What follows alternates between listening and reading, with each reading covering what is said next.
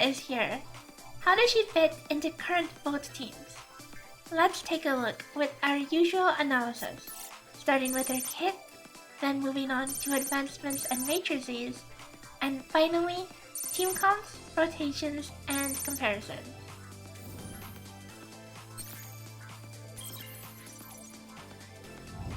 Rubilia's kit is very straightforward. The core of it revolves around her Crystamax thorns.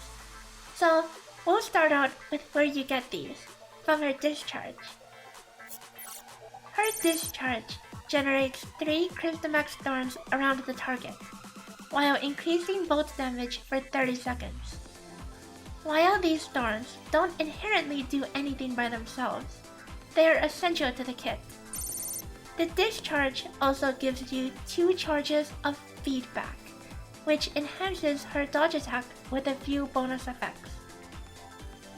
It causes each dodge attack to do additional damage proportional to the amount of thorns, and then also heals the thorns for 25% of their max health, while resetting their position and duration. So, why does the health of the thorns matter? Let's take a look at her skill next. Her skill causes her to draw enemies together, draining up to 100% health from the thorns. While the thorns have health to drain, each hit deals additional damage proportional to the amount of thorns. As such, it is important to make sure you use the dodges after her discharge to heal thorns back up, so you can get as much bonus damage on the skill as possible. Note that generating new thorns will not replace old thorns, even when said thorns are out of health. The health drain effect on the thorns additionally counts towards any effects that require you to lose a percent of your own health, making Rubilia's strength primarily lie with Fenrir's A3, which deals a large amount of passive damage as you lose health. Her trait grants 8% volt damage for each volt weapon equipped, as a unique multiplier separate from matrices. This trait grants an edge to triple volt teams, which we'll touch on later. The rest of her kit isn't too much to write home about. Her basic attack damage can't compare to that of Fenrir, so all her value is essentially in just her skill and discharge. She has a funny passive, where she can turn a non-boss gray space entity into a temporary ally, though the value of this is questionable, as the damage potential of mobs to other mobs is irrelevant, and you essentially just make a mob invulnerable for yourself.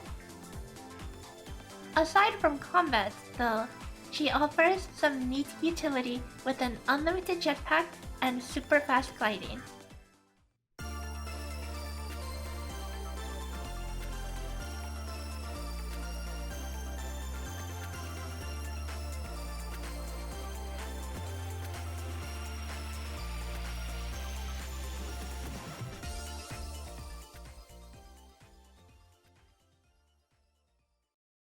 Let's now look into her advancements and their values.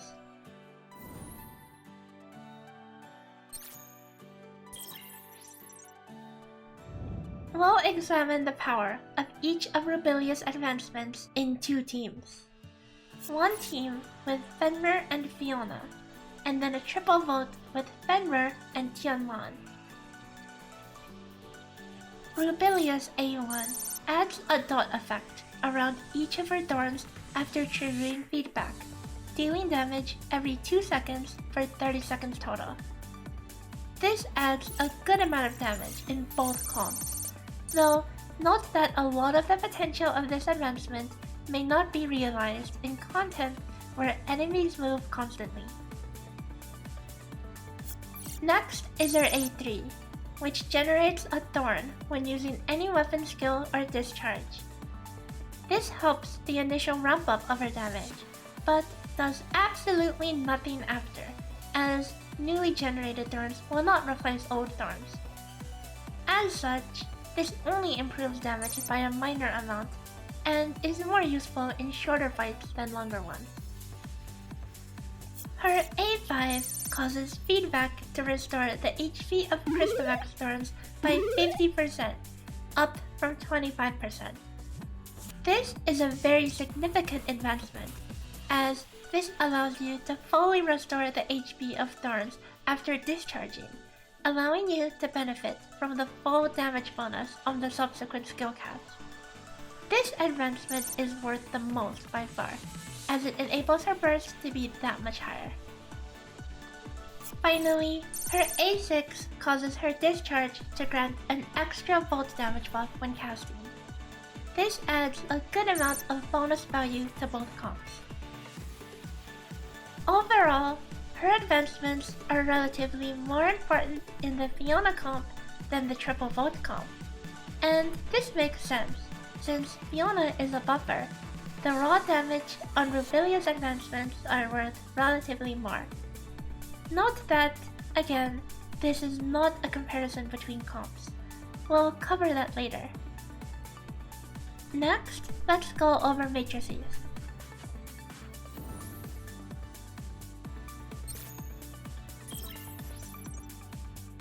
Rubilia's 2-piece increases both attack unconditionally, working in the offhand. This boosts damage by a decent amount, though this effect is mostly inferior to the Fiona matrix, which might as well be up all the time. The 4-piece effect increases all elemental damage when dealing damage with a volt weapon. This elemental damage stacks additively with Scylla and Tian's matrices, so note that using multiple of these options together would be inefficient. In addition, this increases the Crystamax thorn limit from 5 to 6, which contributes quite a significant amount of damage. How much exactly? Let's take a look. Rubilia's matrix blows the rest out of the water, even Fiona's matrix. However, do note that this is with all A6 units. If you do not have Fenrir A3, then the value will be relatively smaller. Without the +1 thorn effect, Rubilia 3-star matrix is worth around 46% damage instead of +60%. Due to how damage is distributed fairly evenly between Fenrir and Rubilia's on-field time, matrices such as Samir and Shiro are relatively weaker now because of it.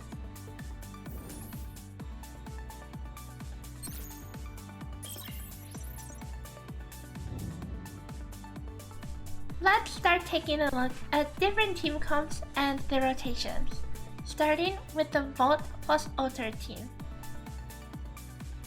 The ideal team here consists of Fiona, Fenrir, and Rubilia.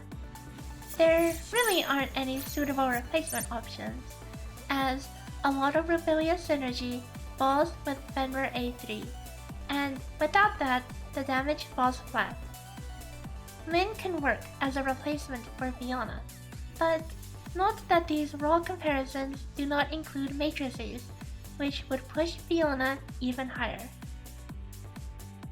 We use Hydra Focus and Wellspring as skills here for the generic buffs.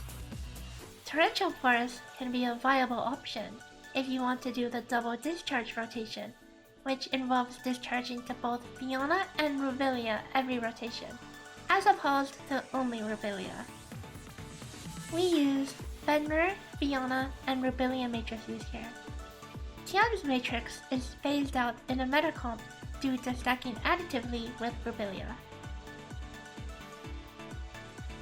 For demonstration purposes, an optimal parse with starting charge will be used. You can still perform the same rotation minus the discharges, but the ramp up will be slower. Start out with Fiona's skill, and then switch to Fenrir. Use her skill, followed by A1 to dodge to A1, cancelling the end of the second A1 to discharge to Rubilia. Use her skill, followed by 2 dodges to heal the thorns back up. Auto attack for a couple seconds to wait for Fiona's skill to come back up. Switch to Fiona to use her skill. Then back into Fenrir, where you use her plunge to roar combo until the A1 comes back up. Then do A1 to dodge to A1 again, cancelling early to go to Rubilia, where you do the same as before, skill and 2 dodges. Use Fiona's skill again, and then go into Fenrir and start a new Zone World. The rotation for the second Zone World is not the same due to Rubilia's uneven skill cooldown. As such, you will DPS on Fenrir as normal, doing your A1 and dodge combo twice, and then a couple plunge roar combos before going out to Rubilia for her usual skills, then going to Fiona for her skill, and then doing another Fenrir A1 combo. From here on out, the rotation repeats.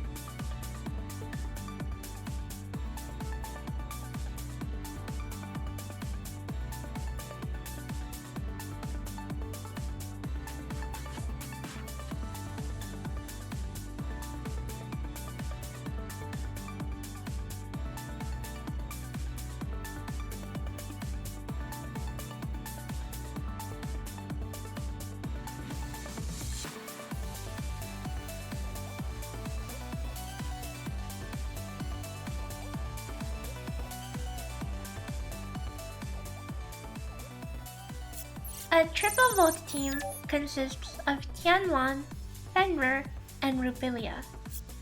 Replacing Tian with Nemesis is a viable option if you don't have Tian invested in, but other replacement options are pretty copious, especially if you have to replace Fenrir. Here, the ideal matrices to use are Rubilia, Fenrir, and Tian. The Tian rotation plays pretty much the same as the Fiona rotation, except you swap into Tian less frequently due to his skill having a longer cooldown. Here, I'll copy pasta that rotation over here for reference.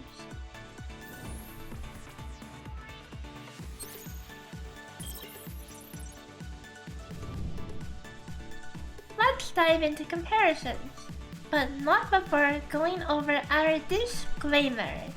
To note that you should take numbers with a grain of salt, as this is theory crafting, and the numbers shown will be the theoretical maximum, which may not reflect actual combat.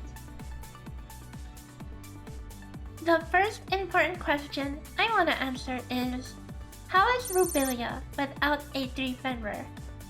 Simply put, not good at all. Fenrir's A3 has so much synergy with Rubilia that without it, you're probably better off running something else, like Tian. Speaking of which, here's a comparison graph of varying advancements of Rubilia and Tian, with Fenrir A1. As you can see, Rubilia is quite weak here, overshadowed by Tian completely. Next, we'll look at one with Fenrir A6. Here, Tian A3 can perform better than Rubilia A3, especially considering that Rubilia's A1 can miss a lot of damage against moving targets. However, using Tian does mean you'll be hurting yourself a lot, so that's the trade-off. Rubilia becomes stronger at A5 and above, and recall that Rubilia's matrix buffs her up a ton, so she takes quite an investment to raise the bar. I can't believe they made another Kobold B. Now, how does Vote compare to the rest of the meta? At the maximum investment, Rubilia can theoretically top the DPS charts, though I need to emphasize again that usability is a concern. Her A1 accounts for roughly 12% of the total damage, and a lot of this damage is lost when fighting any mobile targets, so this cuts her value substantially. The triple vote team lags behind the Rubilia comp a bit, but this comp has more raw damage and is relatively less reliant on Rubilia's A1 damage. In a Dolphin Investment comp, Rubilia only raises the bar by a small amount over Tian. The triple vote comp also does better than the Fiona vote comp here, as at this investment level, since limited matrices aren't considered, Fiona's powerful matrices don't give her that extra boost. At an F2P investment, Rubilia is a downgrade from Tian, especially seeing that this chart is comparing A1, and A1 Tian is so useless that you really only need A0 to reach the previous vote level of damage. That being said, this doesn't mean vote is in a bad place, as it's still doing better than F2P Physical and Otard, and roughly the same as Frost. TLDR. Rubilia is not F2P friendly, unless you appreciate her model or exploration features.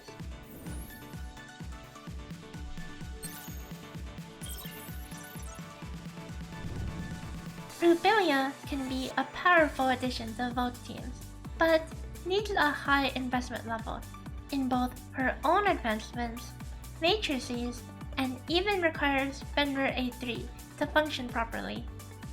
Her kit design is questionable, as you can grief yourself with your grace-based mind control skill, and her value is literally defined by one specific advancement on another character.